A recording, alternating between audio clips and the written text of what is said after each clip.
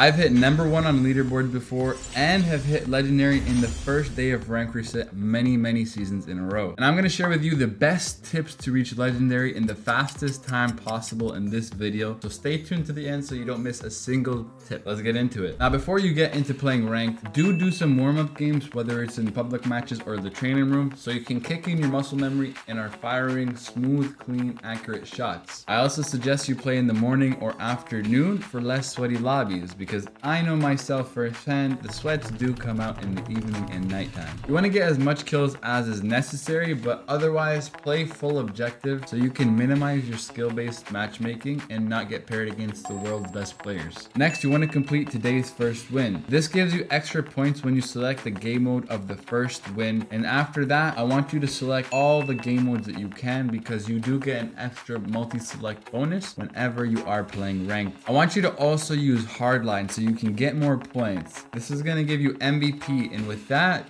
give you an increase in points every time you win a game, or even if you lose, you'll lose less points because you were the MVP. Prioritize the objective for faster wins. I see a lot of people go for kills, play around the hill, instead of actually just playing on the hill and winning the game faster. The more pressure that you have on the objective, the more the opponents will struggle to actually get the points to win. So make sure you're focusing on the objective, and that doesn't mean tunnel vision the objective, but just do the necessary work that opens up space for you and your team to get the objective. Hopefully that's clear enough. There's also double rank XP cards and a rank shield card. Rank shield card will protect you from any lost points whenever you lose a game, and double rank XP cards will be essentially doubling your XP every time you win. You get these by opening crates and other challenges and events. Now, when it comes to your settings, you want to have the best settings that will give you the most advantage. So check out my settings video for 2024 to understand what the best settings are and the ones that you should use. Next, let's talk about your loadout. For the weapons, you want to make sure you use the meta weapons for this season. These are the best weapons that are currently being used and the ones that match your playstyle, whether that's an SMG, an AR, an LMG, and a shotgun. Feel free to mix and match whichever you're comfortable with. Everybody's different. Some people are better close range, so you use SMG, others long range, others are hybrid. For the perks, I recommend you use quick fix, so every time you get a kill, you heal back up and stay alive. Hardline for the extra points and getting MVP more frequently. And then the red is honestly just optional. I normally just use lightweight so I can move around the map faster. Now for the score streaks, you want to use a UAV, a Goliath, and a cluster strike. Cluster strike is optional. It depends on your preference.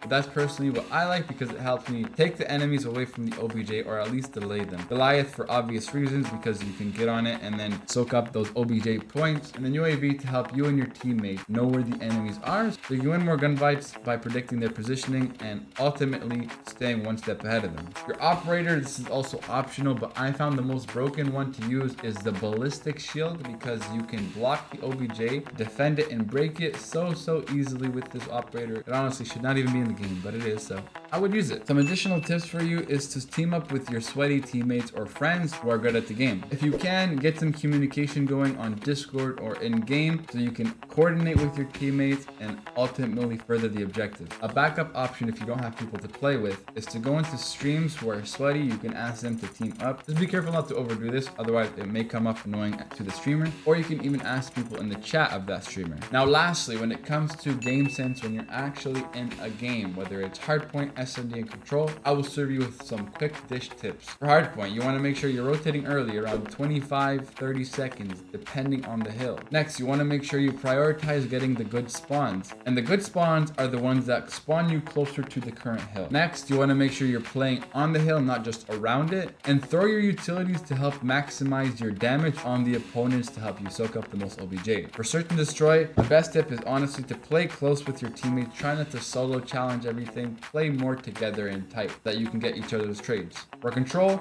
after you cap one site, whether you get it or you die, go to the other site that the enemies aren't on so that you're consistently one step ahead of them and going to the objective where less people and less defenses are. For domination, you want to make sure you're getting map control and then capturing the OBJ. If you don't have the map control first, you won't be able to capture the objective as effectively. If you want to get to this level of gameplay so that you can transform into your own player, go ahead and sign up for my CODM Masterclass, where I'll be teaching you all the fundamentals that the professional players use And if you want further coaching, hit me up on any social media for one-on-one coaching. You can just type in coaching and I'll know what to respond with next. My socials are down in the description below, and you can visit the masterclass for more information at mju.com.